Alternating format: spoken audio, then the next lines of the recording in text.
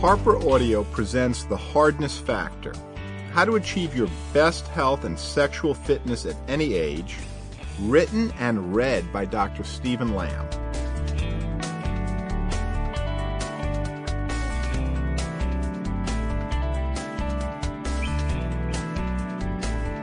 Sex is important to a healthy man. The Hardness Factor is first and foremost a recording about health. When you are physically and emotionally healthy, your penis is hard when you are aroused.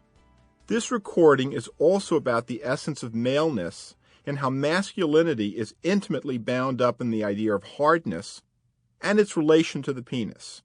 And yes, it is politically correct to admit that you have a penis and that it does get hard. Let's face it, men need to be hard. Not only is much of our self-image dependent on it, but so too is the creation of life. So much that is important in our life flows from this notion of hardness.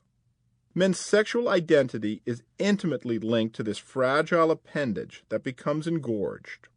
How engorged is the reason behind this recording.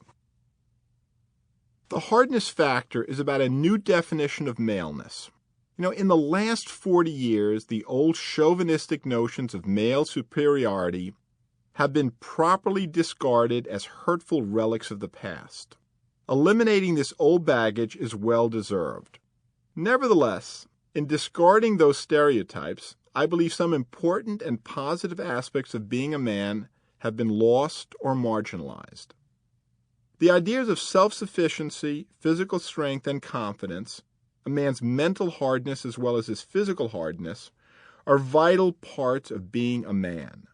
Moreover, a crucial aspect of male hardness is the strength of his erection. When the penis is hard, life is good. When hardness diminishes, so does a man's health and his innate sense of who he is. For all of us, there comes a time when there is a change in penile hardness. The dependability of an erection wavers. This is a physical reality. There are important medical and psychological implications that often come with these changes, imperceptible changes. I'm talking about subtle changes that occur in every man, more slowly in healthy, younger men, more precipitously in those who have ignored their health or are affected by certain illnesses. We are all sexual beings, and sex is an essential part of who we are. The fact that you are listening to these words shows that you take erections, sex, and health very seriously. Unfortunately, most young men and women in this country fail to understand what links the three. Men are an endangered species. We are dying from a variety of diseases that could easily have been prevented had they been addressed much earlier. We are dying from cardiovascular disease, our number one killer. We die of cancers, particularly of the prostate and colon, that have either metastasized or were detected too late. We die from the effects of depression and bipolar disorder, which often result in fatal heart attacks and suicide as we age. In essence, we are dying of a slew of disorders that can be prevented. Moreover, men are extremely slow to react when it comes to our own health and well-being. What is it going to take to change this particular male trait of medical denial? It has always been very clear to me that men need some kind of motivating force to bring about positive health changes. And when you think of men and think of motivation, I think of only one thing: sex.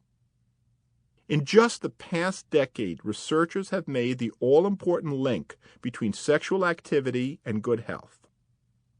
When a man's blood vessels are healthy and elastic, his heart and brain are functioning well, and his erections are rock hard.